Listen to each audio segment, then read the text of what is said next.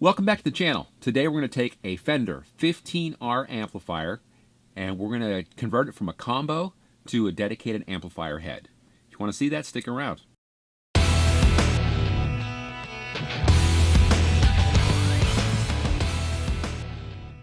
I really like the Fender Frontman line of amplifiers, the 25R. I have several videos about that. Today we're looking at the 15R. I currently have 3 of them. I picked these all up at thrift stores for next to nothing. A pair of 15Rs makes a great stereo rig for a small space. And since I have a third, I'm going to go with the conversion. We're going to turn it into a dedicated amp head. I know that these amplifiers have way more gusto than that little 8-inch speaker can take. So being able to plug this into a different cabinet is going to give us a lot more versatility. Now I picked this one out of the 3 because the grill cloth is torn, and also the speaker in this one sounds a little bit flubby, so I think it's a good candidate.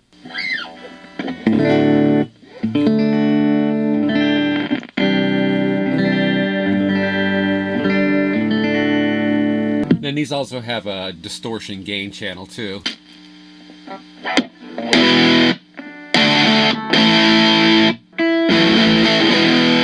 So this one works fine. Like I said, the speaker sounds a little flubby to me. Let's get this table cleaned off, get this on the table, and we'll start the disassembly and we'll chop it up. Okay, let's start by taking the back off and having a closer look.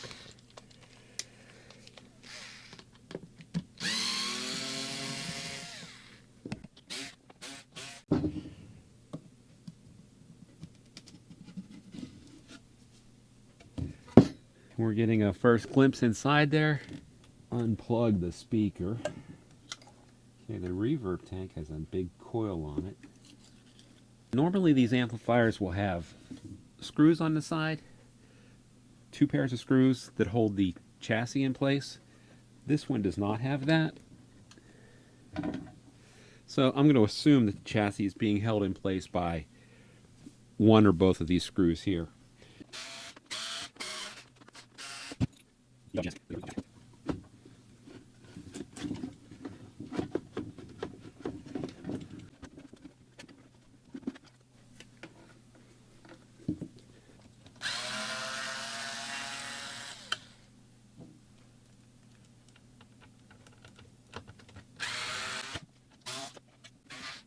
I don't see any obvious damage that would cause the flubbiness that I'm hearing. And I think I've got a nice collection of these little 8-inch speakers. Maybe I'll make a cabinet out of those.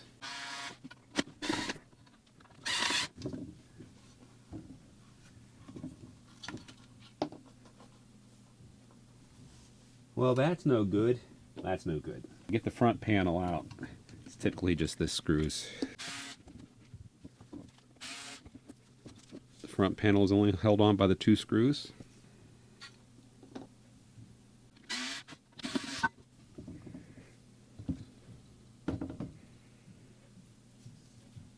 That's toast. We'll just measure it up and get another one. These are pretty inexpensive. I actually don't need it because I always like to do my reverb from a pedal, but I want it. In the next steps, I'm going to be measuring how much clearance I need for the chassis, marking that on the case, drawing a line and getting out a saw.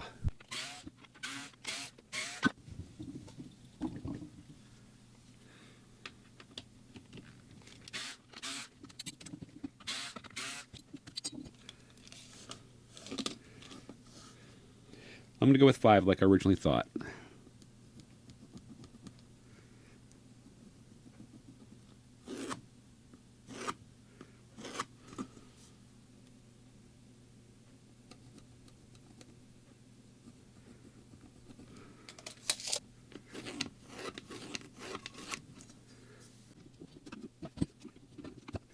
Watch out for the nails in those.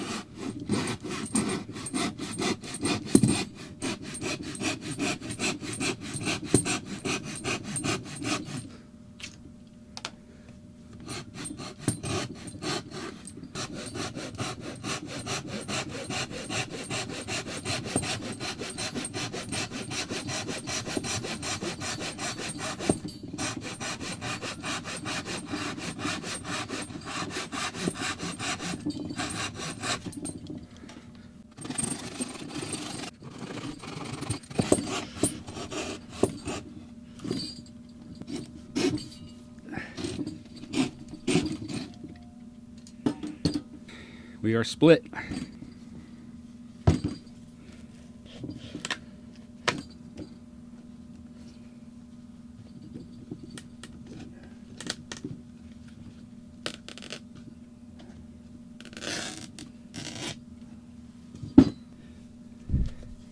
going to end up being about this size. Not too bad at all. Well, here's what I've done off camera when you weren't with me. I just sort of finished up the box. Went around and glued all the Tolex down on the inside. That way the chassis doesn't catch when it's going in and out, for the most part anyway. The things that I have to do next, just cosmetics anyway, is to patch this and this. And for the front, for my new little panel, get a clean strip of this, put on top of that.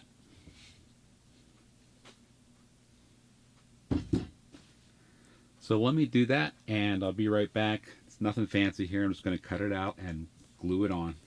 Okay, one of the things that I have to consider is mounting the speaker out jack. I'm actually going to do it on the chassis so it has a good solid ground and it's just going to look aesthetically better.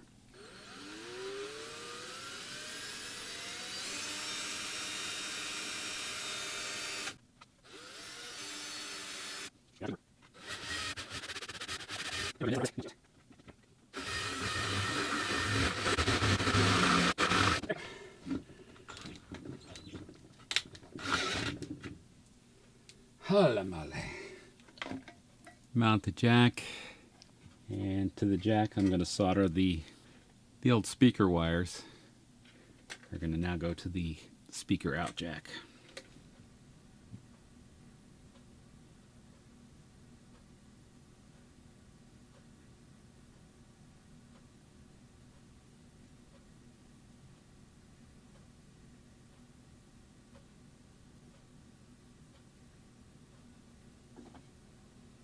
I'm going to assume the one with the black stripe is indeed the ground. And that goes on the sleeve.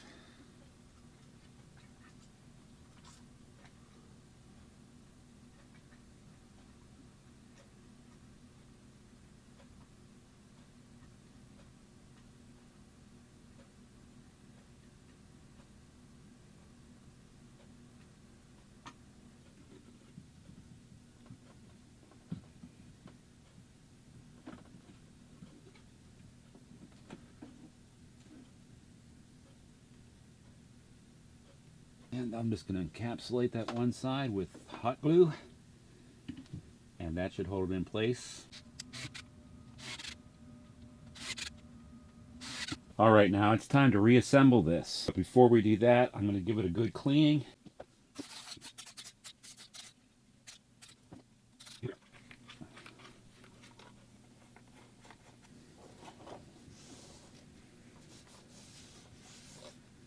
All of the inside Tolex was super glued down so the chassis shouldn't catch.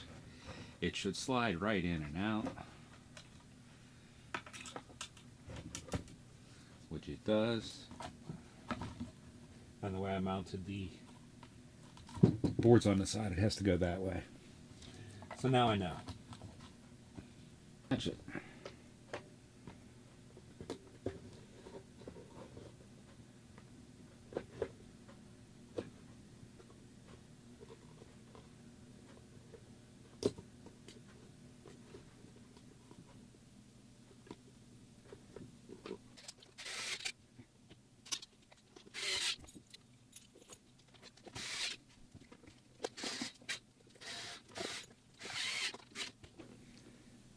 Now to secure that panel, I'm going to use the existing screw holes that were there.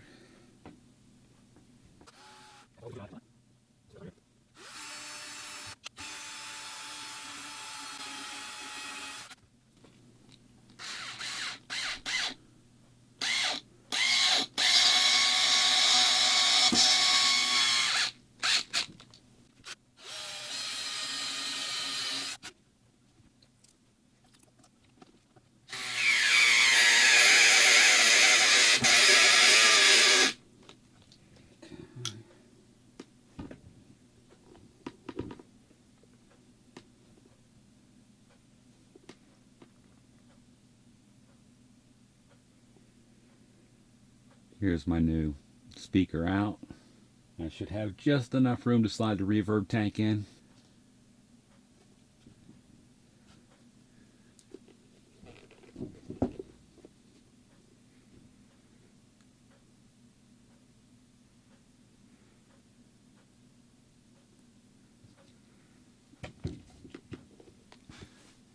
Nice looking, huh?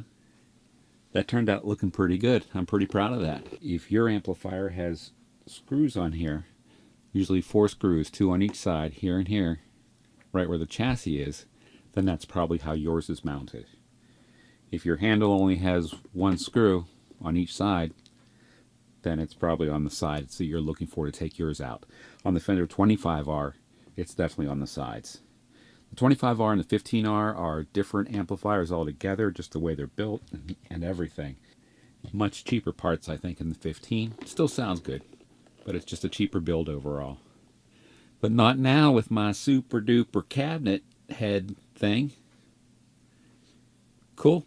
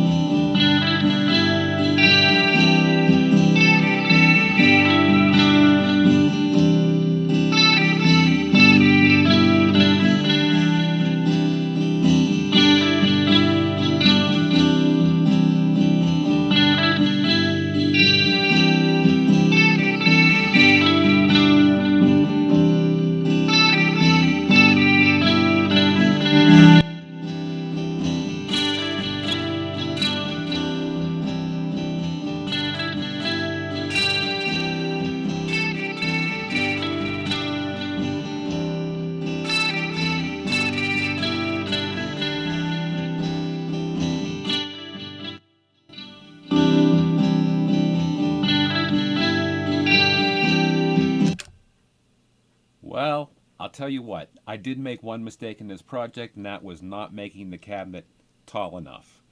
The original reverb tank would not fit back in this configuration, and the one that I bought doesn't quite fit either. It's actually protruding from the back a good 2 inches on one corner. I'm going to have to do a little bit of modification to make it fit in there nice and proper. I could have avoided that just by adding another inch to the sides to make it a little taller.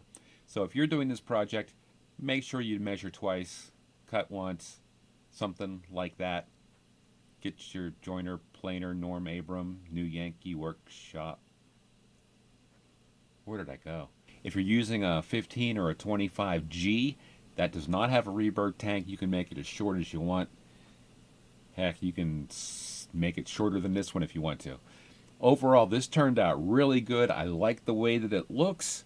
It was a fun project, and it turned out actually better than I expected, with the exception of the reverb tank not fitting in there properly. But again, so it goes. So I appreciate you watching. If you haven't already, hit the subscription button. I would appreciate it if you do. We're almost at 1,000. That's coming right up. And any comment, like, subscription goes a long way in YouTube land, and I do appreciate it. So until next time, keep modifying your affordable gear. Take care of yourself, and peace!